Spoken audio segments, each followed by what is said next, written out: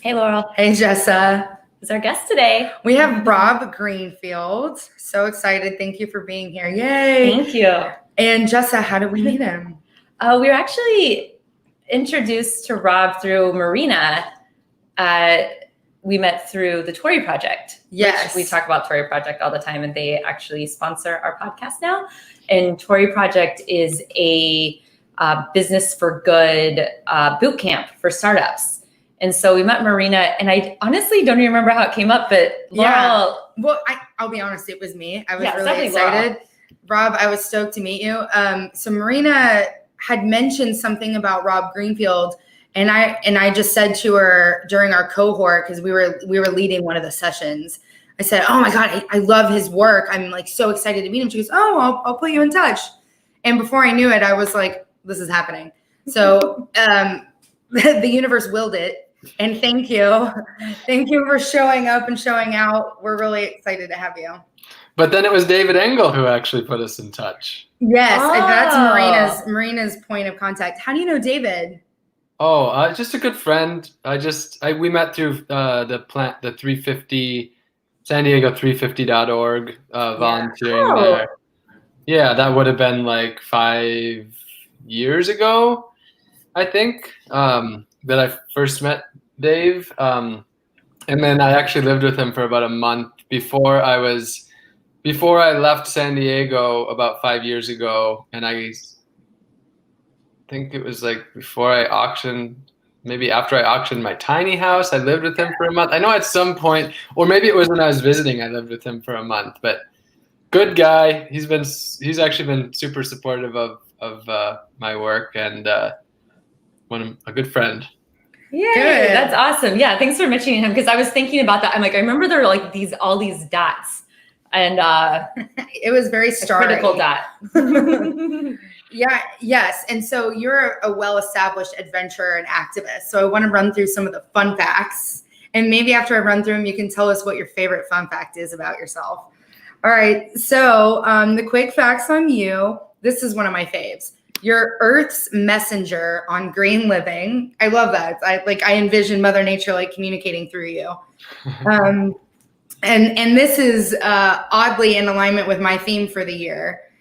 It says, Rob's life is an embodiment of Gandhi's philosophy, be the change you wish to see in the world. And my theme for 2021 is embodiment. So I was like, I got to say this.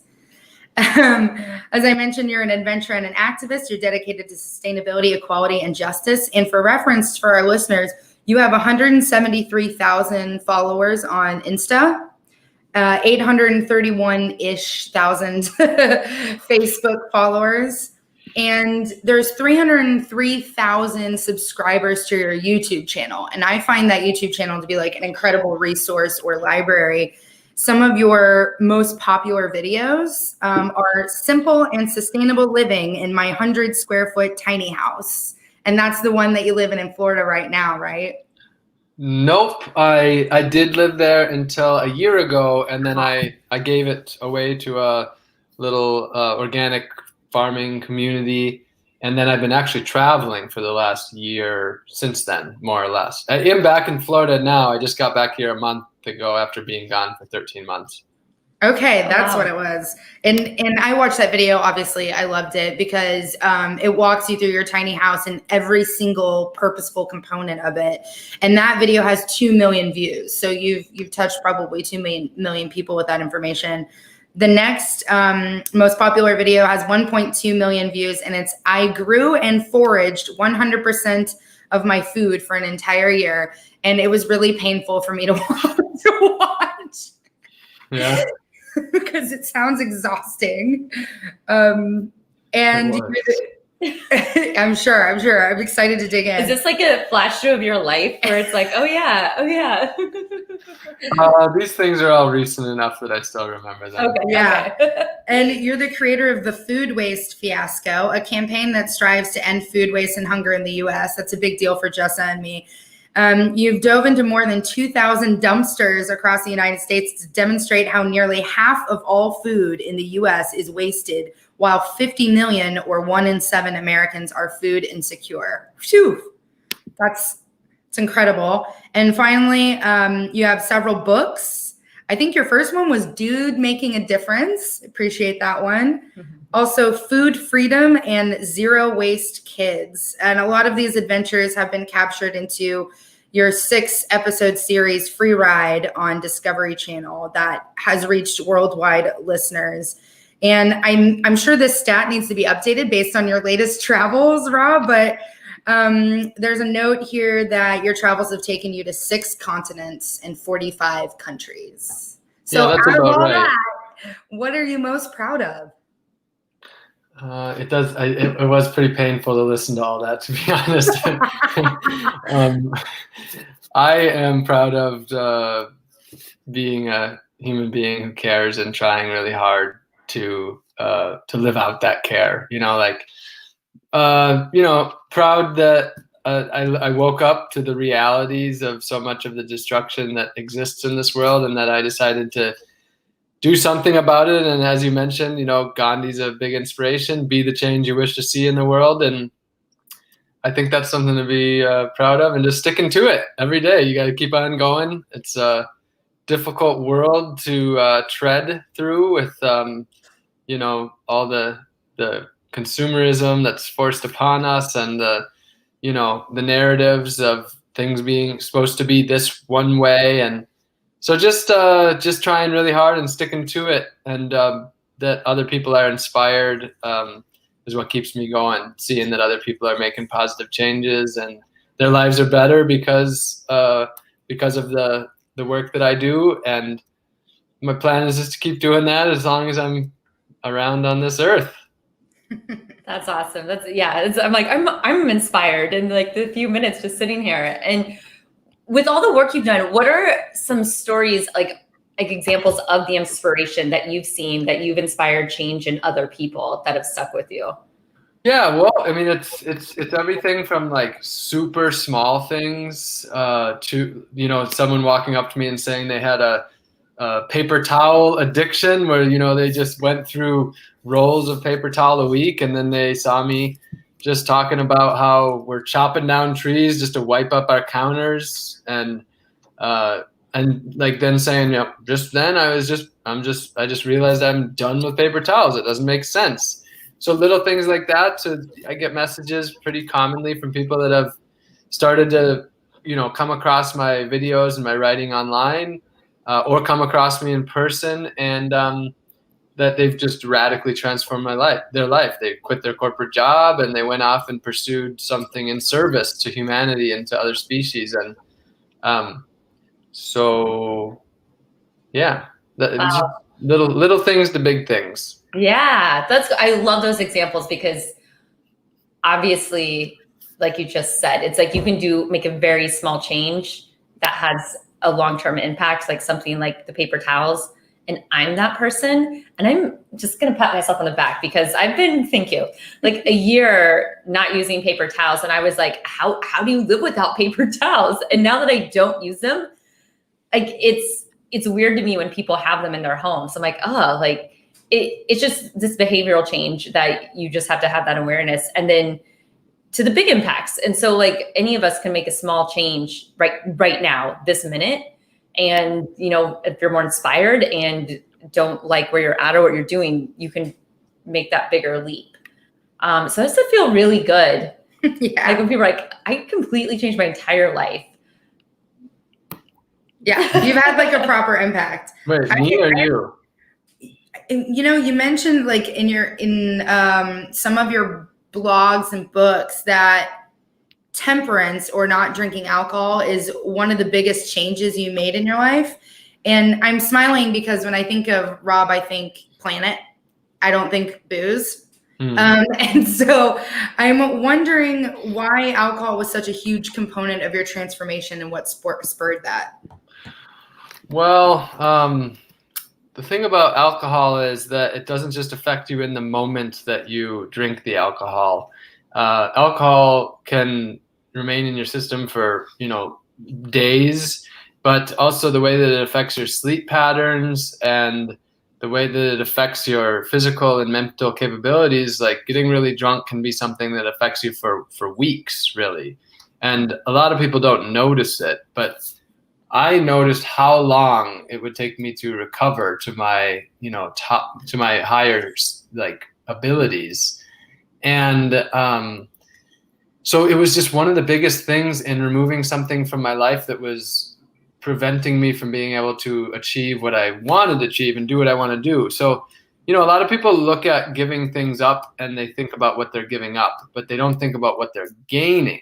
So like giving up alcohol, it wasn't just about giving up alcohol. It was about making space, and it was about utilizing my time for things that were far more important, that were much better usage of the Earth's resources and humanity's resources, and much better usage of my money. And that allowed me the freedom to pursue the things that I was really deeply passionate about. So it's the big thing is about thinking about things in a more holistic manner. Everything is attached to each other.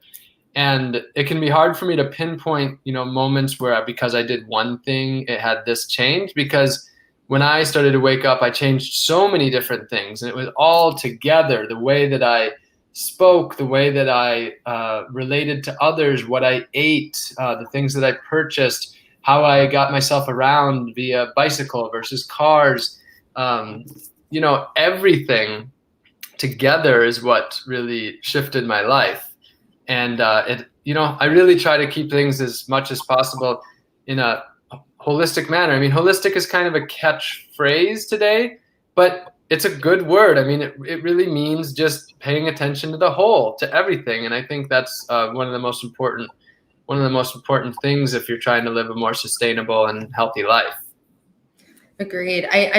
For me, like alcohol is a story about consumerism, especially American consumerism and marketing to us. And so I find it fascinating, not just from the personal performance perspective, but also environmental impact. Is we're just producing and consuming so much of it, even if it's cans that can be recycled, it's not endlessly recycled or reused. And even if it's glass bottles, which can be endlessly recycled, it's still a lot of energy, and the manufacturing process and the supply chain, just the footprint of it all is global. And I really was not aware of how much I was consuming in that way. I was just thinking of overconsumption in the form of food waste, or overconsumption in the form of paper towels and other things. And it just never dawned on me, alcohol. And so it is a key tool, I think, in just decluttering and clearing, as you said, because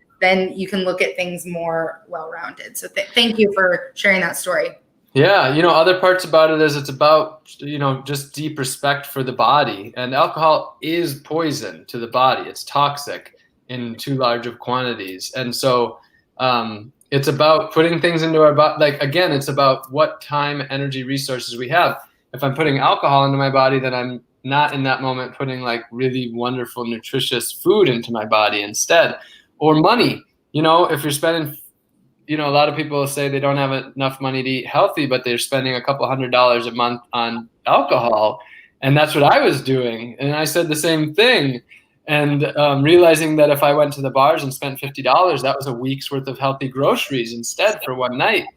And, there's also looking at, if you're talking about Bud and Miller and stuff like that, these are, they're the worst of the worst when it comes to crops that are destructive to our environment, and they have no advocacy for anything ethically or environmentally responsible. So really, I could name so many things that were the reasons that I decided to drink less. But what's beautiful though is we can make our own home brews, whether it's like mead from honey from our bees, or whether it's beer from grains that we grow, or wine from many different fruits. You can make wine from so many different fruits. In tropical places, you can grow sugarcane and make different drinks, like chicha, for example. So it's, nothing that I do is about black and white. I'm not anti-alcohol, because alcohol, basically humanity might not exist without it. It's been a part of humanity for, I don't know, probably 10,000 years or something like that. Ancient civilizations.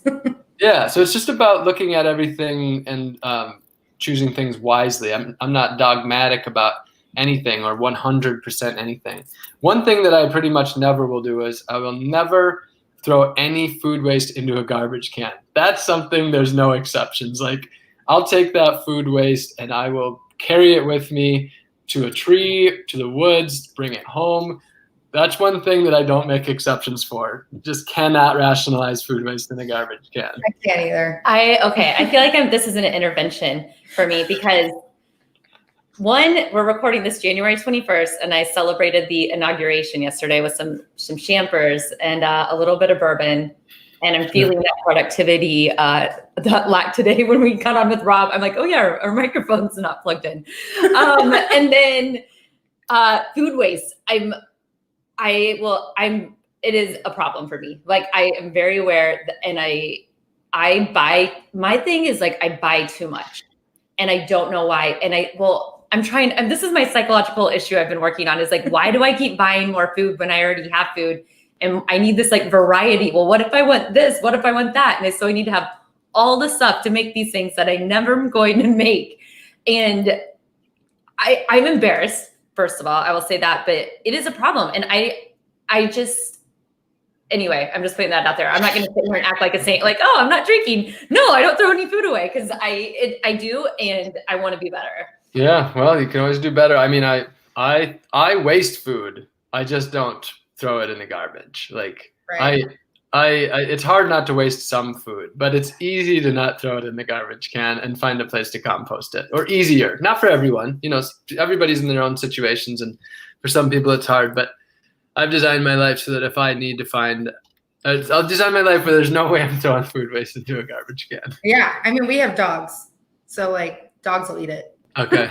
Well, what do you? Also, I mean, compost. I live in an apartment building, and I mean, I like what you're saying is like, I design my life so I have the option to live how I want to live, and or what's important to you. And so, like, do you have advice for that or recommendations? Like, how do I compost? I don't have a yard. Yeah. Like, I don't have access to my own yard. Maybe I should say. So I'll give like a little bit of a zoom out answer to that question and then more of a direct answer to that question. The zoom out answer to that question is that if somebody really wants to do something, they can take the time to find a way.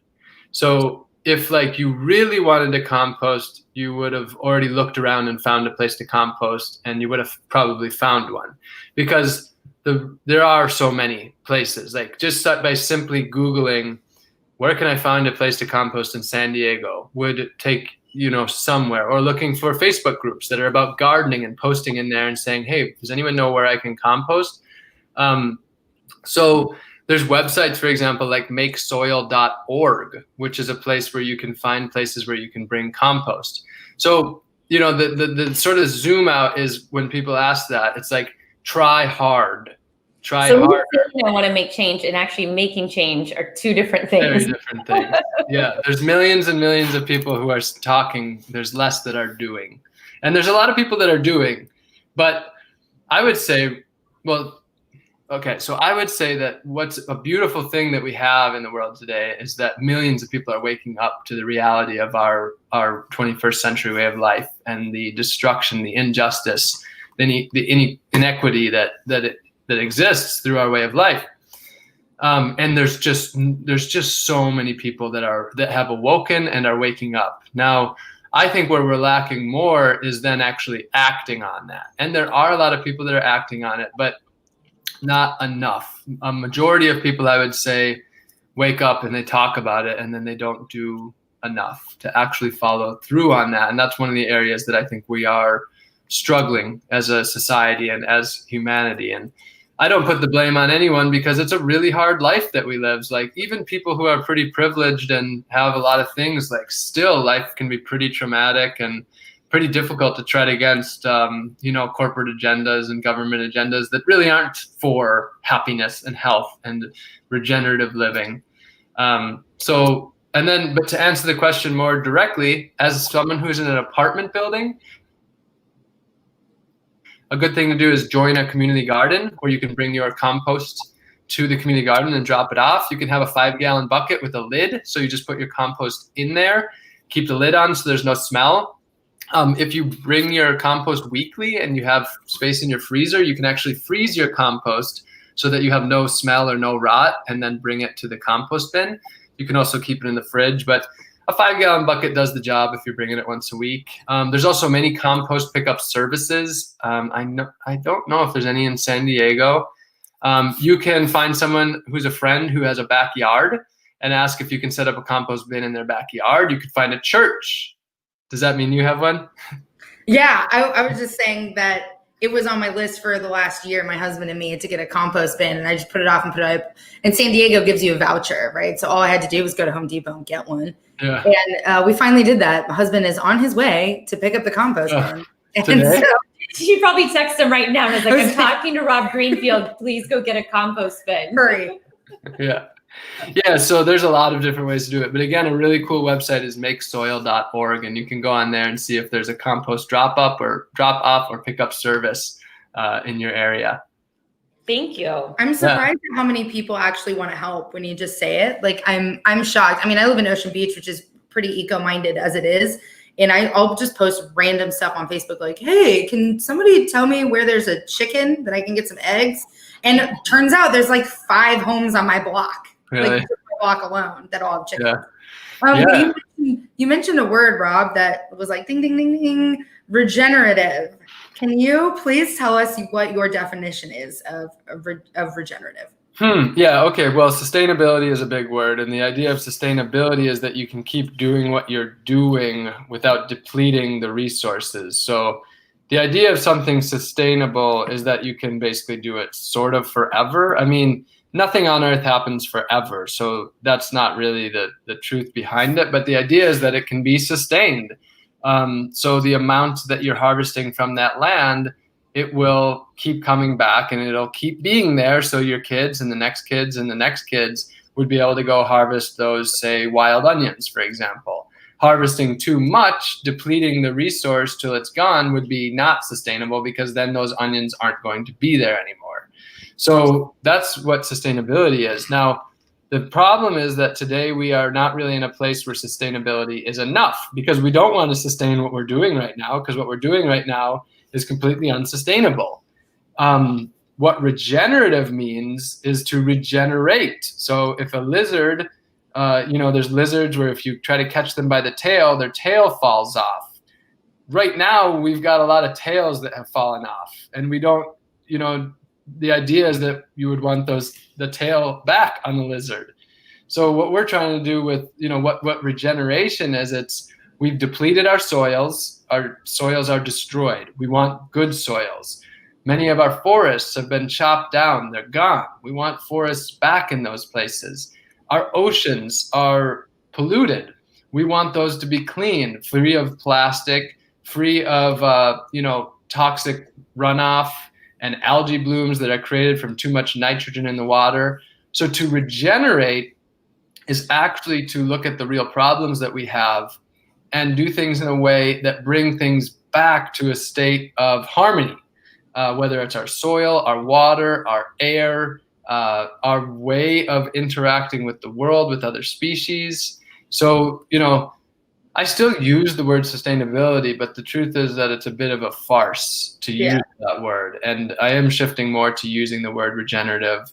But I also use the word sustainable still quite a bit because people understand it. And so language is really important. And so I try to be accurate with my words, but I also have to meet people where they are. And also algorithms, like people search for sustainability. And if I can use the word sustainability, but then I'm talking about regeneration, then that's a way to help shift people. So, yeah. That's fantastic. I mean, you mentioned that you're trying to be impeccable with your word. I'm hyper focused on trying to be that way. I come from a very technical background in sustainability, climate planning, renewable energy planning. So like the details are like super important to me. And Jessa always says, we're going to meet you where you are. We're going to meet you where you are, because that practical language is super important for people to be able to absorb it. And so when we talk about sustainability, we usually think it's, long lasting and resilient to change, or it's the triple bottom line of maximizing value for people, planet, and profit. Because that was kind of what I was taught in college. And it's simple to understand the 3 things. And we are in the movement for helping businesses become regenerative and educating people about what regeneration means.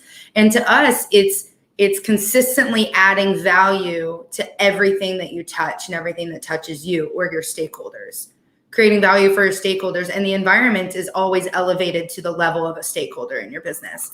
And that's the way that we've been able to, we're getting there and we're evolving. And the more we use it, like you mentioned, algorithms, like our world starts to expand of all these thought leaders in the realm of regeneration. I'm so grateful to be connected to, and I'm so glad that you mentioned it. I mean, one of the first times that we heard of regeneration, one of the first times was when we interviewed Darcy of Dr. Bronner's, who is, a part of the Regenerative Organic Agriculture certification and ROC and everything around that. Made my heart sing. And when you mentioned soils, I'm like, I'm really into that. You've done a lot of work on how to grow your own food, forage your food for a year, and you know a lot about soils. Are you into the regenerative organic agriculture movement? And if so, what are some of the things that are resonating with you very strongly?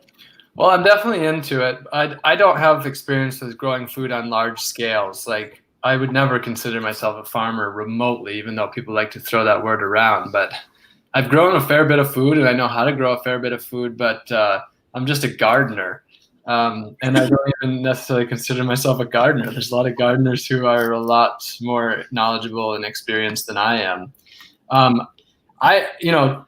To follow up on Dr. Bronner's, they are a truly exceptional company, and we need a lot more companies like Dr. Bronner's. So, of course, some of the products that Dr. Bronner's has have negative implications via shipping, some growing methods, things like that. But they are really putting so much funds into the regenerative movement, into regenerative agriculture, and shifting agriculture.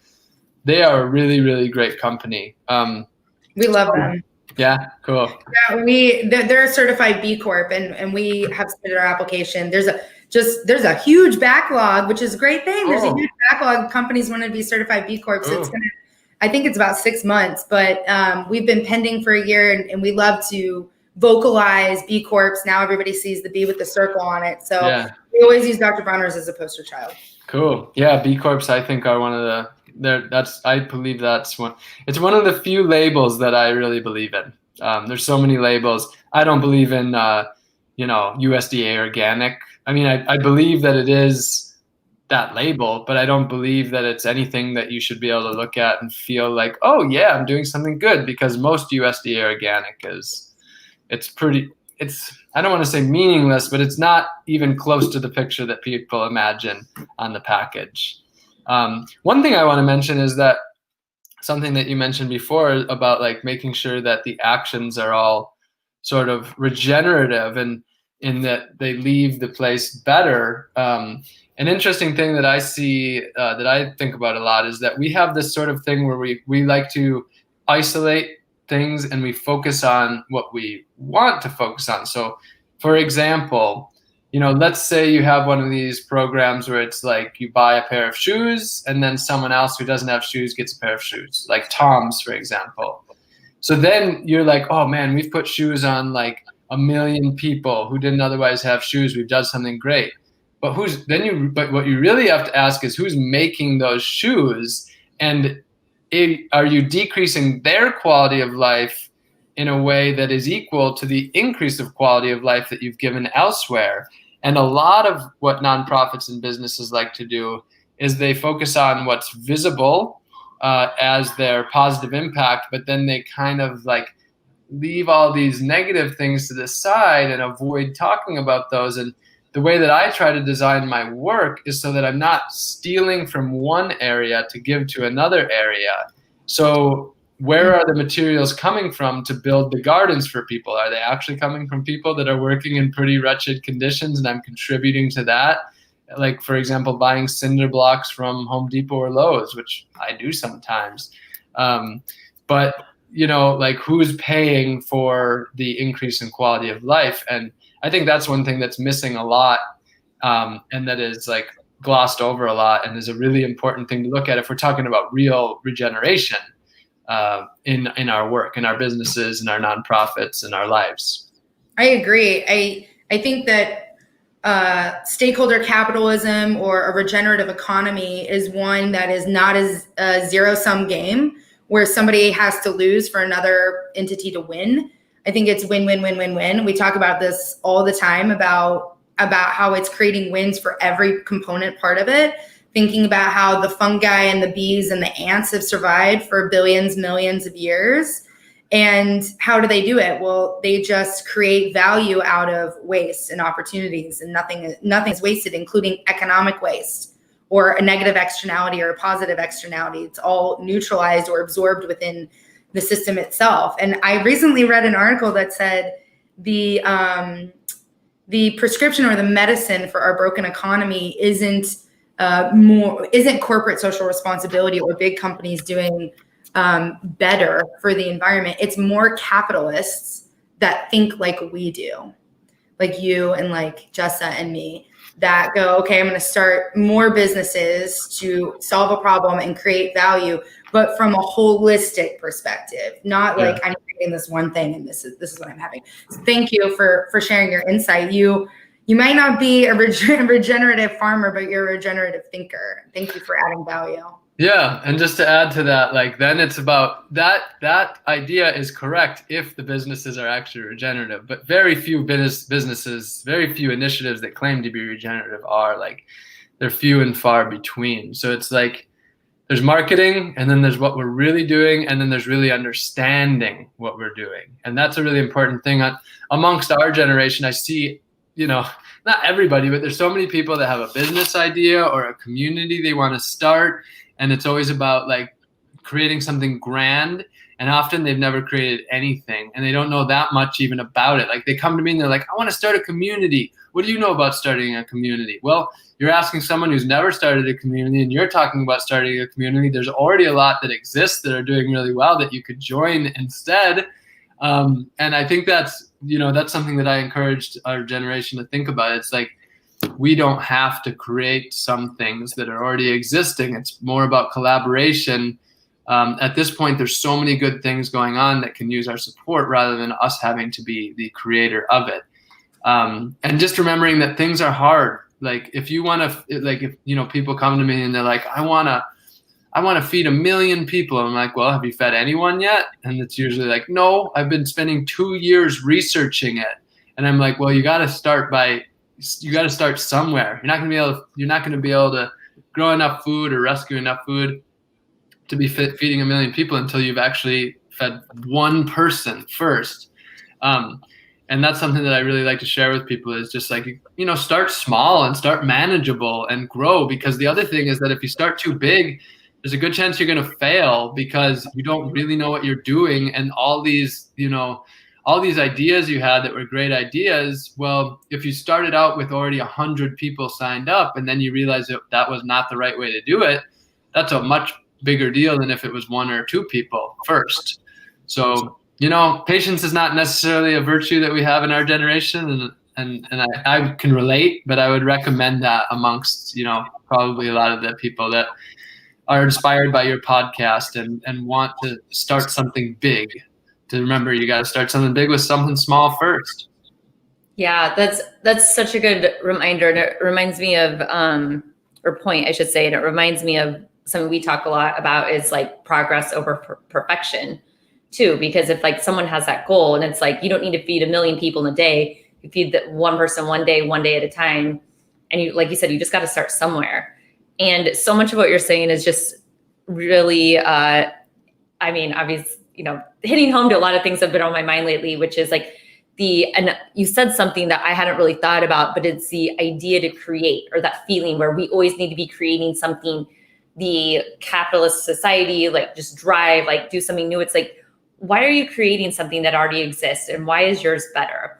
And okay, maybe you're improving it. Maybe you're filling a gap in the market. And I have a product I'm bringing. So I'm very, very sensitive and focused on this. And then the other side is the consumerism and the marketing, like you brought up. And so like we're driven by consumerism for sure. And so you have all these businesses who are like, I want to be sustainable. I want to be regenerative. I want to do this.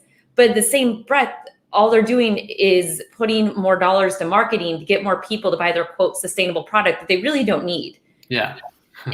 It's just like, what do we do? And and everyone's like, oh, business drives things. But I'm like, at what point do we need to just be like, you know, like you said, like, we're good. Like, we have what we need, like, tone it down. And we're just based on consumption. And even the places that are regenerating and like using like plastic waste to make new products, cool. But like, now here's another thing that I don't really need, but I want to buy it because I feel good because it's made out of plastic. If we're talking about sustainability and regeneration, it's definitely buying a lot less. Now, you know, people do often worry about like that. Again, it is like, oh, I don't want to give things up because I like things and I don't want to do that. I'm not going to sugarcoat things. Like, the reality is that we do need to give some things up. Like, we do need to sacrifice. Like, some people like to say we can have all of the comforts and all of the conveniences and live regenerative, sustainable lives. That's not true. The way that we're living is not something that can be maintained and have justice or equity or regeneration on this earth.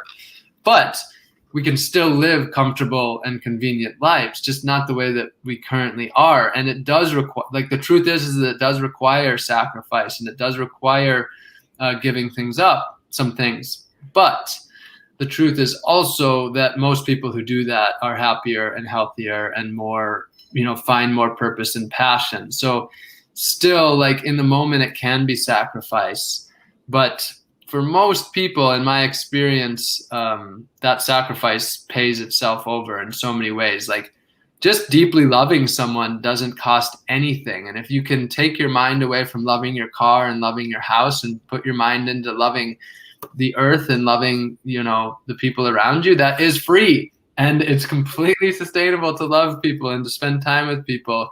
If you love playing cards, you can sit on your porch and play cards with your friends all day, and that is totally a sustainable thing to be doing. We can do that. So yeah. Yeah, it's building infinite wealth from infinite things. Like Dr. Tamsin Woolley Barker says, love is infinite. Love is regenerative. Create more of that, and doing that makes it that. And I find the idea of more stuff to be a story about COVID. And it made us all go home. It made us all go home. I was driving today, sorry to cut you off, but I have something better. And so I was driving today and I just see traffic, and I dropped my boyfriend off at the airport, and I'm looking at the other side of the freeway, and it's bumper to bumper. And I'm just looking around, and I'm like, this microscopic virus that we can't see, we don't know anything about, is bringing like all of this infrastructure, everything we've worked for, like bringing society like to its knees.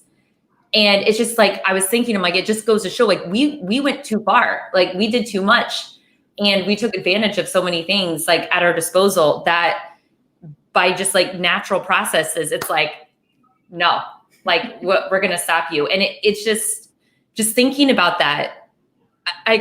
Literally something you can't see, you can't touch, you don't know anything. It's there. Some people are severely impacted to the point of, unfortunately passing away. Other people don't even know they have it. And it's like, it stopped everything, but it just, I think, goes to show that how much we've come to depend on so many other things, like outside of like kind of what you're talking about, your lifestyles, like you grow your own food, you by design don't need things. And so I guess mind shift. It's a mental shift, in my opinion. Yeah. And so I guess, kind of as I'm talking out loud about that, is how has COVID, you can see the wheels turning, impacted like your day-to-day life? Yeah. Well, so in a certain way, COVID stopped a lot of things, but the other thing COVID did is it put a lot more things behind the scenes that the way we were already doing, like who got 30% richer? Bezos and Amazon. Things didn't stop. They just got shipped to us instead. Like, yeah, maybe there's less people at the grocery store, but there's not less groceries being bought. It's just being pumped into this, like, honestly, if you actually look at what's happened with COVID, we haven't become a more environmentally friendly society. Some people have woken up. A lot of people bought seeds and chickens, but where are those seeds and those chickens now? Like, a lot of those seeds are sitting in their drawers, not in the gardens, because it's easy to buy seeds when you're panicked, but it's a lot harder to actually start a garden, especially when the grocery stores open back up a month later. So I'm like, that might sound negative. I'm a very positive guy, actually, but I'm also a very realistic guy. And if you actually look at the situation, I think COVID is driving us into equal or more consumerism for a lot of the population. And it's also detaching us, so many of us, more from humans, from a connection to the earth. More and more stuff is online, more and more stuff is digital, less stuff is grassroots by hand, in person. So it is quite a challenging time. For me, it's been challenging. It definitely shifted all of my plans. Of course, I had some very different plans for this year, but I definitely struggled this year to be able to really accomplish a lot. It was not my most productive year, but I've shifted, and I'm in a place now where, like, as of the last, like, I felt very stagnant, but as of the last, like, say, month or month and a half, I've been able to adjust things, make things work, and be able to really get back to work and having a meaningful difference. What's in store then? What are we on the edge of our seat? Well, right now, I just started this little activist house in St. Petersburg, Florida. There's about 8 of us who live together. I started an internship program, and we do have volunteer and intern openings. People can apply for it. And basically what we're doing here is we are at the service of the community. We are planting gardens for the people, which are gardens for people that wouldn't otherwise be able to, like, afford or access having a garden. We're sending out 10,000 free seed packs this year to help people who either can't afford seeds or it's their first time gardening to start growing food at home. We are hopefully going to install 100 little seed libraries across the country to, like, organically spread the ability to grow food. And then we're starting community compost initiatives. So I'm giving grants, small grants, for people to start their own little community composting initiatives in their neighborhoods. So basically we're doing a lot of work here in St. Pete, and then at the same time giving grants and the templates and support for people to start small grassroots initiatives where they are in the United States or around the world. That's great. That's awesome. Congrats on getting that all going. More fun facts to report. It's been fun to get back in action. Like I said, COVID took me out of action for a while, and now we're back and we're planting. We just did this morning. I spent the morning volunteering at one of the local community gardens that needed help. We brought a team of 6 people over there and helped them get a ton done in the garden so that they can grow the fresh food, and distribute it to people in the community. That's wonderful. Good on ya. I was gonna ask earlier, but we got sidetracked in great combo. What are some of the inspirational stories about when you were foraging your food for a year or you were living in your tiny home? What were some of the community values that people gave to you? What gifts did you receive from others, and stories around that carry on with you, that you live with? Yeah, well, so I did this project, for people that don't know about it, where for 1 year I grew and foraged all of my food. So no grocery stores, no restaurants, no gifts of others of food. I literally had to either grow it in my garden or forage it from nature. And so some people see that as an individualistic thing because it was just me. But the truth is that it was very much a community initiative, and I couldn't have done it without the community. All of my gardens were in other people's front yards. Now, it wasn't altruistic on their end because they were getting a garden out of the deal. I built a garden, and after I left, it was theirs. I had volunteers who came out, probably hundreds of volunteers that helped with my programs throughout those 2 years. But again, not altruistic. They wanted to learn how to garden. They wanted to be surrounded by people. And surrounded by like-minded people, and to be a part of something bigger than themselves. For me, real community it's about the fact that, not that people aren't looking for something, not that people don't want their own meaningful lives. It's not about like being altruistic and like living this life where you're like just doing things for other people. For me, community is about the fact that we can help make each other's lives better. We can help meet each other's needs by helping them meet our needs and making this cycle. And it's not about I give you this, so you give me that. It could be I give you this, you gave this to somebody else, you gave this to somebody else. And like together with that mindset, we can make sure that we all have our needs met. So the number of, just wonderful things people did, there's so much meaning. If someone just brings me something like a tool that I needed, or when I'm not doing that project, like a nice snack, like it just shows that you care so much, and it builds so much community by doing those sorts of things, especially when you made it yourself. Sewing someone a hat, or growing some food for them, or making them a kombucha or a mead. So yeah, I definitely love doing things with the community. And aside from the community and learning about foraging your food, being a gardener, and honing all those skills to live the life you want, how else do you take care of yourself? What are some other things that you do for Rob? Try to get enough sleep, 8-9 hours a night. Turn off the computer a couple hours before bed, and not turn on the computer ideally till a couple hours after waking up. So I have, in an ideal world, at least 14 hours a day. Maximum 14 hours a day where I'm looking at a screen at all. So at least 10 hours every day where I have all screens off. But ideally more like at least only 10 hours a day where I'm looking at any screens. That is a huge one. Eating healthy food, taking the time to cook my meals, taking the time to then eat them and pay attention to it when I am eating it. I really like to do a practice where I chew each bite 30 times. Like, it helps with digestion. It helps with mindfulness. Taking breaks throughout the day just to breathe and stretch. I'm stretching right now as we're talking. I do a lot of stretching. Being with loved ones, like feeling loved and giving love. Being outside, swimming as much as trying to swim every day wherever I am. Sunshine, fresh air, having purpose, helps so much. I could do all those things, but if I have no purpose, then it doesn't really add up to being fulfilled. So having a purpose helps so much with my mental and physical health. There's other things as well, but those would be all my day-to-day holistic form of healthcare, mental and physical healthcare. Thank you. I mean, go. Yeah. No, I was just going to ask, with all the food, what's your favorite meal? What's your favorite thing to make?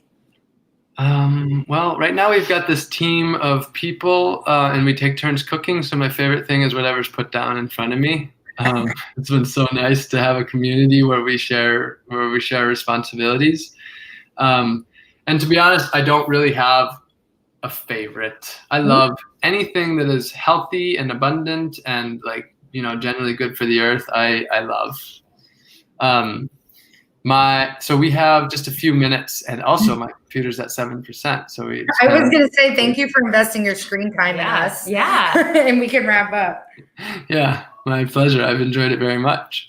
Good. Yeah. Thank you so much. And take it away with your 3-point landing. 3 key takeaways for our listeners. Okay, 3 key takeaways would be start where you are. You can't be anyone else. You can't be in another place at this moment, and you can't be in another time at this moment. So embrace where you are, start where you are in order to accomplish what you're trying to accomplish. And that may just be that you're trying to accomplish living a regenerative, healthy lifestyle. Another would be, think small and big. Definitely keep thinking big, but you also have to think small and make achievable goals. If you want to have a really big impact on the world, you have to start with a small impact. And along those lines, it's, maybe the last one is that, a lot of people, they want to change the whole world with their projects, with their companies, with their initiatives.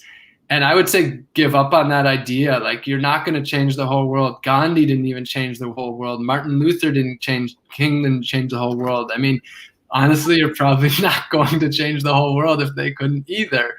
But just because you can't change the whole world doesn't mean that you can't change the world of somebody in your community.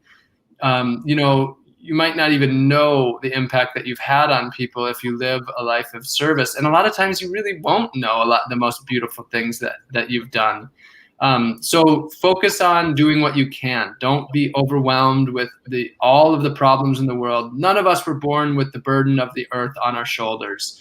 Like, our generation can, I think, let go of the idea that you are responsible for every bad thing that's happening around you, and instead just take responsibility for what you can do to live a dignified life that is beneficial to the world around you.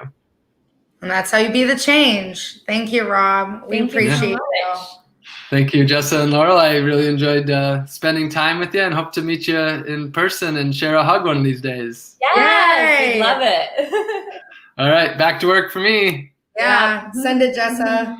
All right.